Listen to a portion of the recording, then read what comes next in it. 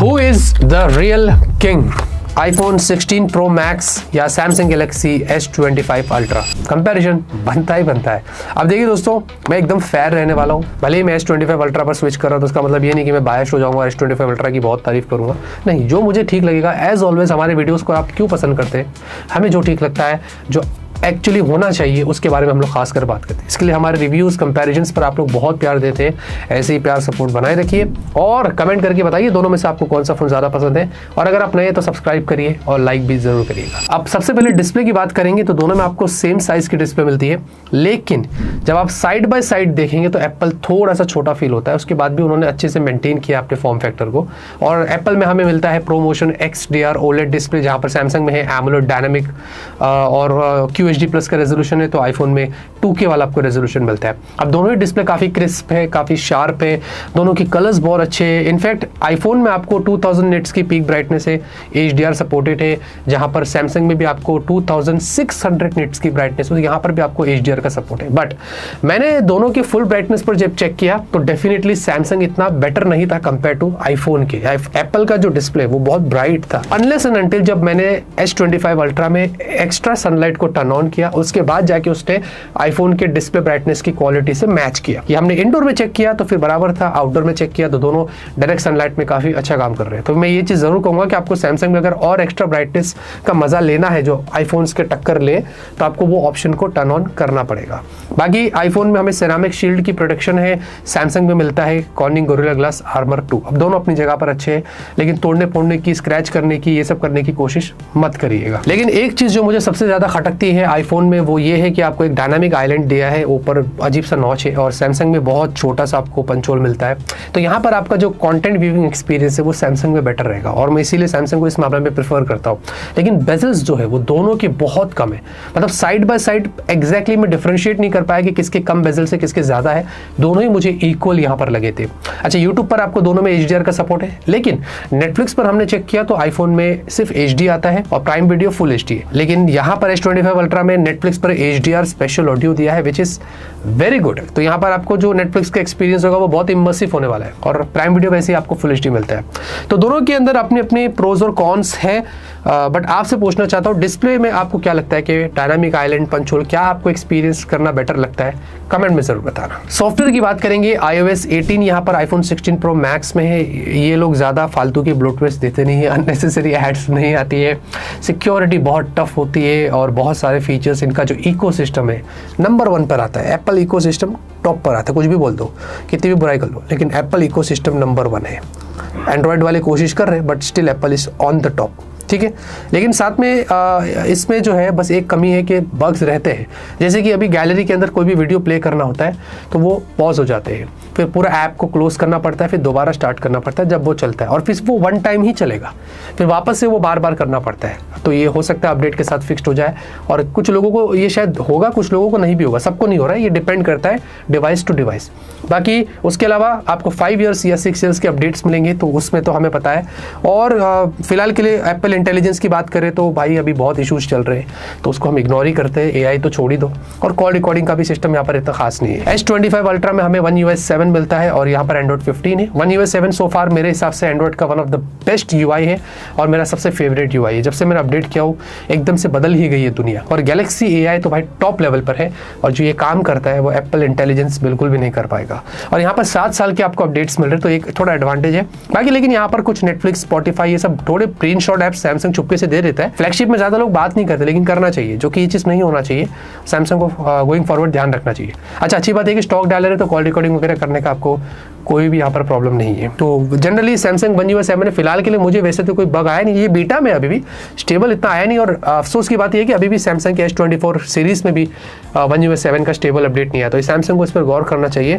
थोड़ा इस मामले में फर्स्ट टाइम ऐसा हो रहा है कि सैमसंग डिले कर रहा है। अब बैटरी की बात करेंगे तो भाई देखिए, एप्पल अपने इवेंट में बैटरी की ज़्यादा बात करता नहीं है, वो उनको अपने बैकअप पर बहुत कॉन्फिडेंस रहता है। एनीवेज, iPhone 16 Pro Max में फिर भी आपको बता दूं 4685 mAh की बैटरी मिलती है, और इसमें 25 to max 30 वॉट आपको चार्जिंग का का सपोर्ट मिलता है। ऑब्वियसली बॉक्स में चार्जर आपको मिलेगा नहीं। हमने 65 वॉट एडेप्टर से चार्ज किया तो 1 घंटा 45 मिनट के आसपास, मतलब पौने 2 घंटा लगता है इसको फुल चार्ज होने के लिए, जो कि थोड़ा ज़्यादा टाइम लेता है। और वायरलेस चार्जिंग भी आपको मिलता है 15 वॉट। इसमें बैटरी बैकअप की बात करें तो ऑन एवरेज, अभी ये फ़ोन हमने हमारे तो लिए टेस्टिंग करी है, बट मेरा भाई भी इसको यूज़ करता है, तो एक रियल यूज़र ऑलरेडी है, तो उससे पूछते तो वो बताता है कि एंड ऑफ द डे जो है वो बैटरी अराउंड 15% के आसपास रह जाती है, 15 से 20% ऑन एवरेज रहता है। बट उसका यूसेज जो है ना वो हैवी नहीं है, वो गेम में नहीं खेलता है इतना, तो ये मिक्स्ड यूसेज की बात करता हूँ, तो मतलब एक दिन पूरा चल जाता है। S25 अल्ट्रा की बात करें तो 5000 mAh की बैटरी है, 45 वॉट की चार्जिंग, और यहाँ पर भी बॉक्स में चार्जर नहीं मिलने वाला है।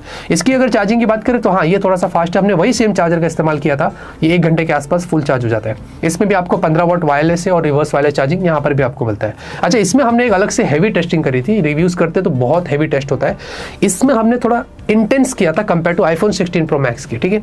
तो ये around end of the day 1% हो गया था।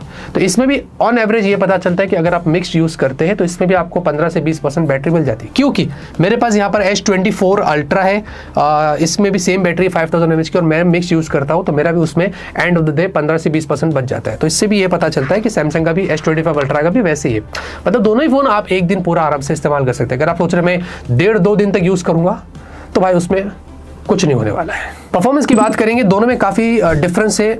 जहां पर iPhone 16 Pro Max में A18 Pro one of the best chipset ever on a smartphone, मैं ऐसे बोलूंगा, और ये 3nm पर बेस्ड है। जहां पर S25 अल्ट्रा में स्नैपड्रैगन 8 Elite, ये भी एंड्रॉइड के हिसाब से one of the best chipset है, और ये भी आपको 3nm पर मिलता है। अब दोनों के अंदर दोस्तों एंट्रोटू स्कोर्स में काफ़ी फर्क था। सैमसंग वाला 2 मिलियन के आसपास, हाउएवर ये भी अंडर क्लॉक लग रहा था, क्योंकि 8 Elite के स्कोर्स अराउंड 2.5-2.7 मिलियन तक जाते हैं। iPhone 16 Pro Max सैडली हमारे वाले यूनिट में आया है अराउंड 1.2 मिलियन के आसपास, जो कि ये 18 Pro के स्कोर्स नहीं है। तो ये डिवाइस पे डिवाइस डिपेंड करता है। तो बाकी दोनों का जो हीट है वो बहुत अच्छा था, 39-38 डिग्री सेल्सियस, तो दोनों चिपसेट बेंचमार्क्स के वक्त ज़्यादा हीट नहीं हुए। हमने 3D Mark Wild Life Extreme test किया, लेकिन जो स्टेबिलिटी स्कोर था वो आईफोन में बहुत कमाल का था, 73%। इससे ये पता चलता है कि चिपसेट कितना बढ़िया तरीके से ऑप्टिमाइज है। जहाँ पर स्नैपड्रैगन 8 Elite बहुत कम स्टेबिलिटी स्कोर आया था S25 अल्ट्रा में 47%, और दोनों के हीट इस मामले में भी बहुत अच्छा थे। 41 मैक्स गया था, उसके ऊपर नहीं गया था। अच्छा, गीकबेंच में सिंगल कोर में एप्पल ज़्यादा है, लेकिन मल्टी कोर में आपको सैमसंग का जो स्नैपड्रैगन 8 Elite है वो आपको ज़्यादा देखने को मिलता है। फिर हमने यहाँ पर दोस्तों थोड़ा सा गेमिंग वगैरह किया। जेंशिन इम्पैक्ट आईफोन में आपको 120 FPS मिलता है, जहाँ पर एंड्रॉइड सैमसंग में अराउंड 60 FPS पे कॉन्स्टेंट था। तो ये दोनों के गेम प्ले वैसे काफ़ी स्मूथ थे। BGMI दोनों में आपको 120 FPS का सपोर्ट मिलता है, तो बहुत अच्छे से खेल सकते हैं। कॉल ऑफ ड्यूटी वगैरह भी आप अल्ट्रा पर खेल सकते हैं। और डेफिनेटली आईफोन में सबसे अच्छी बात यह है कि AAA गेम्स मिलते हैं भाई, ये बहुत बढ़िया बात है। जो गेमर्स है और iOS यूज़ करते हैं भाई, आप लोग बड़े लकी है कि आपको पूरी लाइब्रेरी मिल रही है, ये एक्सपांड हो रही है। तो बहुत कमाल की चीज़ है कि आपको अपने डिवाइस के अंदर PC गेम्स खेलने को मिल रहे हैं। जबकि अभी एंड्रॉइड में स्टार्ट ही हुआ है, ग्रेट लेजेंड जैसे गेम्स थोड़े बहुत अभी आ रहे हैं। सैडली S25 अल्ट्रा में ग्रेट लेजेंड्स क्रैश कर रहा है, ये मुझे बहुत बुरा लगा।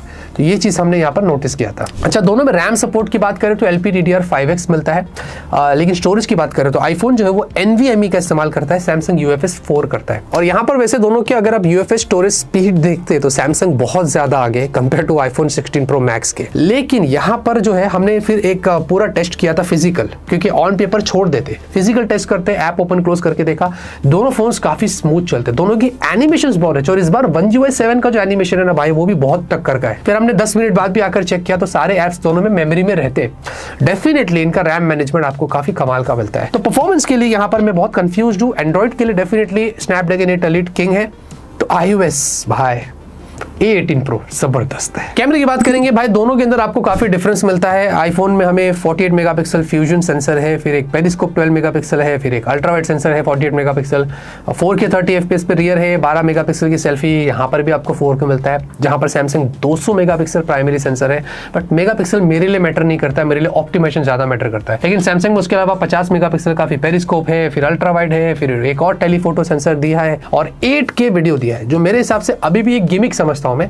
मेरे हिसाब से 4K बेटर है, 4K 60 FPS आपको उसके अलावा मिलता है। और सेल्फी की बात करें तो 12 मेगापिक्सल, और यहाँ पर भी मैक्स 4K 60 FPS मिलता है। तो एक चीज़ गौर करने वाली बात है कि आईफोन में जहाँ पर 4K 30 FPS हो रहा है मैक्स, इधर आपको 4K 60 FPS पे मिल रहा है। अब यहाँ पर दोनों की पिक्चर क्वालिटी की बात करें तो नॉर्मल डे फोटोज देखेंगे तो आपको दोनों अच्छे मिलते हैं।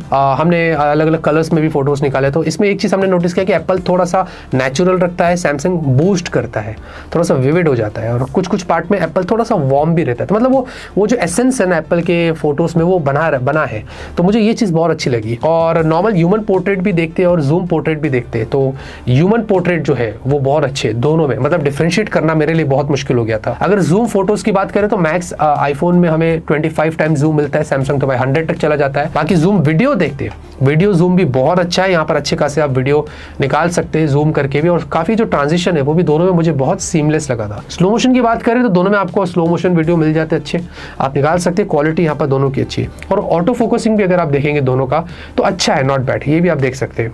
उसके साथ साथ दोस्तों सेल्फी डे पोर्ट्रेट की बात करें तो दोनों अच्छे, बट एक चीज अगर आपको बताओ, दोनों का टी शर्ट का कलर आपको अलग अलग लग रहा होगा। मैं आपको बताता हूँ कौन सा सही है। यहाँ पर आईफोन सही है, जो हमारे टीम वाले साकिब भाई जो गए थे उन्होंने बताया कि मेरा ये वाला कलर था टी शर्ट का, वो नहीं था जो S25 अल्ट्रा में दिख रहा है। तो इससे अभी भी वापस से ये पता चलता है कि आईफोन जो है ना वो नेचुरल पिक्चर निकालता है, सैमसंग कहीं ना कहीं पिक्चर क्वालिटी को चेंज कर देता है, बूस्ट कर देता है। वो इसलिए करता है ताकि आपको देखने को अच्छा लगे, लेकिन नेचुरलिटी वहां पर पूरी खत्म कर देता है। अच्छा, सेल्फी वीडियो की बात करेंगे तो दोनों यहाँ पर अच्छे हैं। एप्पल यहाँ पर नेचुरल लगता है फिर से, और दोनों में यहाँ पर अगर डायनामिक रेंज देखेंगे तो बहुत अच्छा है, और रियर वीडियो भी देखेंगे दोनों की तो बहुत अच्छा है। इधर भी डिफरेंशिएट करना मुझे बहुत मुश्किल हो गया था।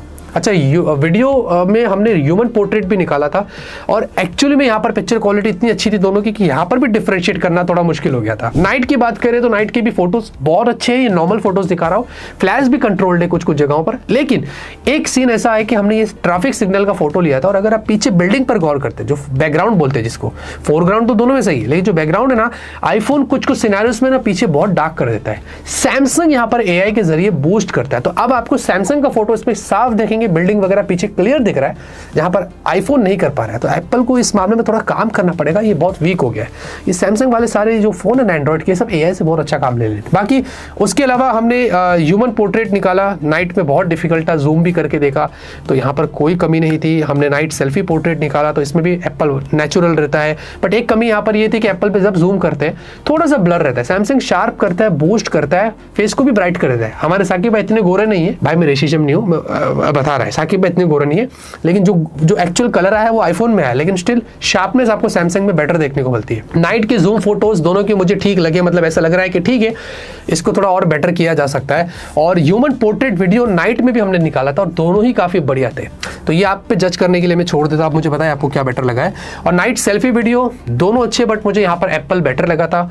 और नाइट रियर वीडियो दोनों अच्छे, बट एप्पल में थोड़ा सा घोस्टिंग देखा था मैंने, जो मैंने सैमसंग में नोटिस नहीं किया था। अब डिजाइन और बिल्ड की भी बात कर ले। देखिए दोस्तों, ये सब्जेक्टिव चीज है, बट स्टिल मैं आपको बता दूं, आईफोन 8.25 mm की थिकनेस, सैमसंग भी अराउंड 8.25 mm की थिकनेस दोनों की इक्वल फील होते हैं। बट आईफोन थोड़ा सा हेवियर साइड पर है, 227 या 225 ग्राम्स के ऊपर है, सैमसंग 218 ग्राम से। तो इसमें भी इन हैंड तो मुझे दोनों ही ठीक लग रहे हैं, कोई यहाँ पर डिफरेंस महसूस नहीं हुआ। बाकी बैक भाई देखिए, एप्पल में तो आपको वही ग्लास बैक है, और फिर साथ में सैमसंग में भी वही आपको गोरिल्ला ग्लास आर्मर 2 लगा हुआ है, और दोनों के फ्रेम्स भी आपको टाइटेनियम मिलता है, और दोनों के ग्रेड 5 वाले टाइटेनियम फ्रेम है, विच इज इंप्रेसिव।